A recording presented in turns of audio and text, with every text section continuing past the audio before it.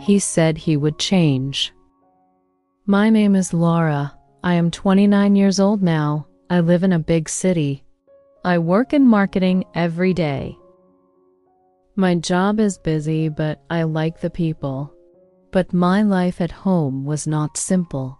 I felt very tired. I was tired of making the same mistakes.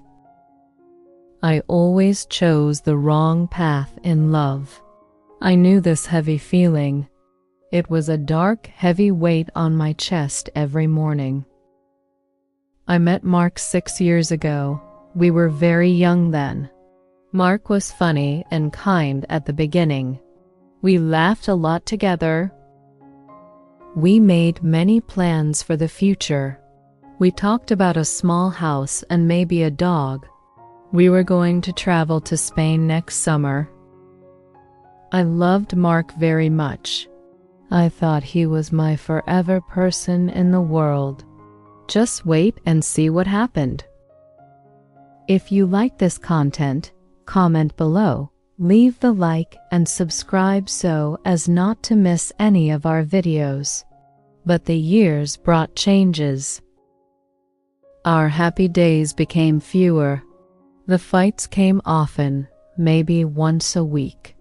Mark was easily angry about small things. He did not like my friends sometimes. He always forgot things I asked him to do. He always had an excuse for his forgetting. It was always my fault, he said gently. I felt confused most of the time. I was walking on eggshells with him constantly. I stayed because I remembered the start. I kept saying to myself, Mark is going to change soon. I kept holding on to that hope.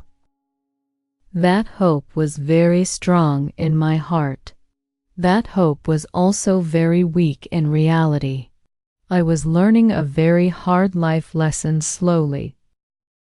Our daily life was a boring cycle. I woke up early every day. I made coffee for both of us quickly. Mark usually slept later than me. I went to the office by train every morning. I worked 8 hours straight on my computer. I tried to focus hard on my marketing reports. But sometimes my mind wandered away. I was always thinking about the night before. We fought about the dishes in the sink. We fought about the television remote. We fought about money often and quickly. They were little fights, but they hurt my heart deeply. When I came home, Mark was often watching sports loudly. He did not ask about my day. I tried hard to talk to him. I tried to share my stress from work. He just looked at the screen. He said, "Wait, 5 more minutes, please." But the 5 minutes became an hour easily. Then it was too late to talk about anything important. I started keeping my feelings inside completely. I thought, it is easier to be quiet. Quiet is much less painful than arguing. Mark often worked late too now. He worked at a big tech company downtown. He said his job was very demanding and needed long hours. He had many meetings outside the office suddenly. He traveled a lot more recently than before. I worried about him always. I asked him if he was eating well enough. I asked him if he was sleeping enough at night. He was very distant when I asked these things sadly. He looked easily annoyed at my worry. He said, "Laura, stop worrying about me." I am perfectly fine, really. I notice small, strange things daily. Mark's phone was always face down on the table. He started locking his screen quickly when I walked into the room. He was very protective of his work backpack suddenly. One evening, he smelled like a new perfume that was not mine. I asked him about it casually and gently. He said it was a new soap sample from a client meeting.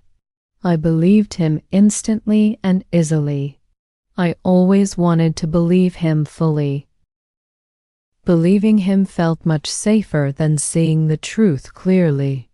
I was preparing for a quiet evening meal. I did not know the storm was coming very soon to our house. I was living in a quiet lie every day. The real problem started suddenly one Friday night. We were going to have dinner out at our favorite place. Mark was taking a shower in the bathroom. His work phone, the one he guarded carefully, was on the counter next to the sink. It buzzed loudly and quickly. It was a text message notification pop-up. I did not want to look at the screen. I really did not want to look at the message, but my hand moved before my brain could stop the action. I picked up the phone slowly and carefully. The screen showed a short text immediately. The message said clearly, "Miss you. See you Monday, my love." It was from a contact named E. Office Project. My stomach dropped completely to the floor. I felt very cold and very dizzy all over. I put the phone down quickly and gently. I felt very sick to my stomach. My hands were shaking terribly and fast. Mark came out of the bathroom just then. He saw my face immediately. He saw his phone on the counter near the sink. He knew everything in 1 second of looking. He became very angry at first. He shouted, "Why did you look at my private phone, Lavra?" Then he saw my tears starting to fall. His anger disappeared very fast. He sat next to me on the bed suddenly. He looked very scared. He looked truly sorry for his actions. I could not speak a single word for a whole minute. I just pointed at the phone with a shaking finger. I cried hard and loudly. Mark admitted it all truthfully. He said he was seeing a girl from his job. Her name was Emily. He said it only happened a few times recently. He said it was a mistake, a stupid, terrible mistake he made. He swore he loved only me forever. He begged me to listen to him. He held my hands tightly in his. He said I was stressed, Laura. I was confused about everything. I am so sorry for hurting you so much. Please, please give me one more chance to fix this. He looked deep into my eyes. He said the crucial words I wanted. I am going to change. I promise I will change everything for you now. I was drowning in my sadness, but I wanted to believe him so much. After that terrible night, things changed fast in our home. Mark started acting like the old Mark again. He was really attentive to me. He bought me flowers every day for a week. He helped with the cleaning every evening. He cooked dinner 3 times a week without asking. We talked about our feelings openly for the first time in years. He went to therapy sessions every week. He showed me the appointment cards every time. He was working hard to repair the damage he caused. He was going to change, he said, and I watched him trying hard. I started to feel hope again slowly. Hope is a very dangerous feeling sometimes when you are fragile. I thought constantly, maybe this terrible moment was necessary for us. Maybe it helped us to fix our relationship finally and fully. We went on weekend trips out of the city. We walked in the park, holding hands tightly. We were trying to build a new foundation together. I told my friends Mark was truly different now and better.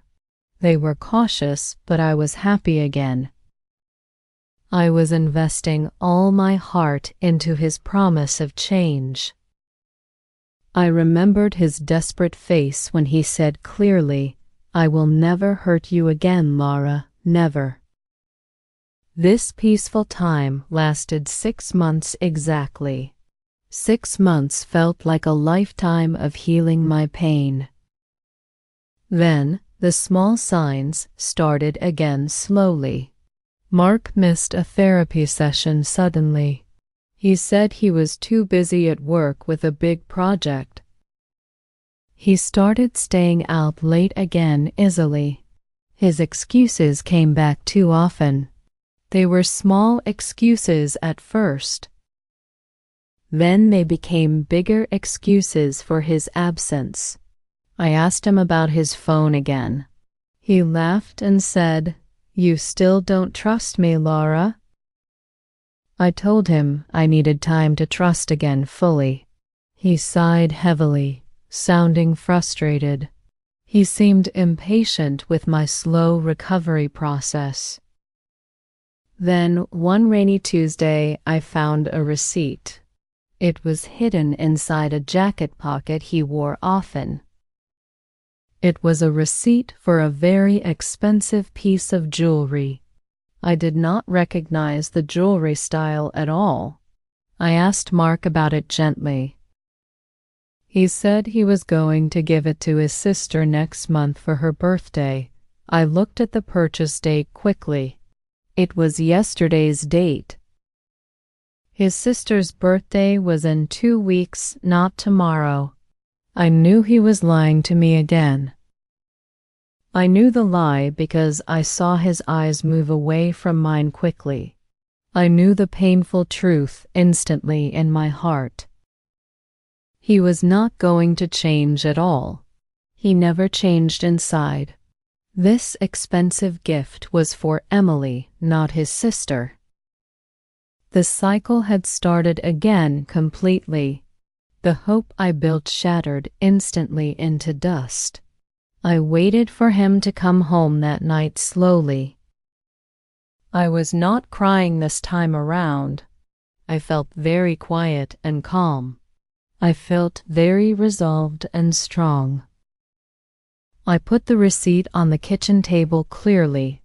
When he walked in, he saw the paper immediately. He saw my face, completely empty of emotion. He tried to speak quickly. He tried to make another excuse for his action. He started saying, "Laura, listen to me please. It is not what you think at all." I raised my hand to stop him speaking. I did not need his words anymore. His words meant nothing to me now. I looked at him closely for the last time I would ever look at him. I saw his fear clearly. I saw his deep sadness for himself. I saw the promise he broke easily. I remembered his words ringing in my ears. He said he would change. I repeated them in my head sadly. He said he would change. But he only changed for 6 months exactly. He only changed until the pressure was gone again. He changed just enough to make me stay hoping. I said, "Mark, I hear your many words, but I only see your final actions. Your actions tell me the complete truth. You are not going to change for me, Mark. You are not going to change for yourself either, I realize." I thought deeply. I cannot live this way anymore, repeating this sadness. I cannot repeat the same mistake forever and ever. I realized hope was not enough to save us. Hope needed action to survive and grow. His action was betrayal again. My action needed to be self-preservation now. I felt a surge of strength rise up inside me. It was the hardest moment of my entire life, but I was finally choosing myself completely. I took a deep, final breath. I told him he had to leave our home by the morning light. The difficult decision was made clearly and finally. Mark left early the next day quietly. The apartment felt too big and too quiet without him. I spent the next weeks cleaning everything deeply. I was packing away his few things slowly. Packing felt like pulling small thorns from my heart gently. It was painful but very necessary work. I missed him sometimes, especially in the quiet evenings after work. But then I remembered the promise he broke easily. I remembered the constant waiting for him to be better. I remembered the exhaustion of hoping he would be different suddenly. I learned a very powerful lesson from this sadness. True change comes only from inside a person's heart. You cannot love someone enough to force them to change. You can only love yourself enough to stop waiting forever. My focus shifted completely to me. I started going back to the gym after years. I took a cooking class one always wanted to try doing. I spent time with friends who truly supported me completely. I was 29 years old. It was time to stop living for an empty promise.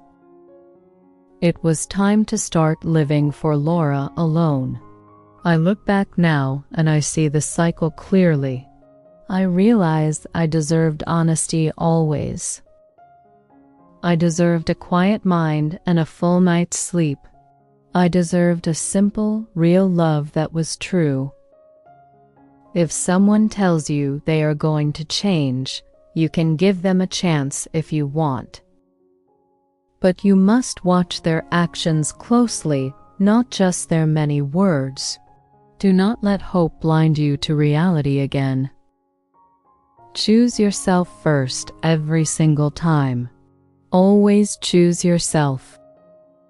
If you liked this emotional story and want to learn more English while listening to real-life lessons, subscribe to the channel and see the next story.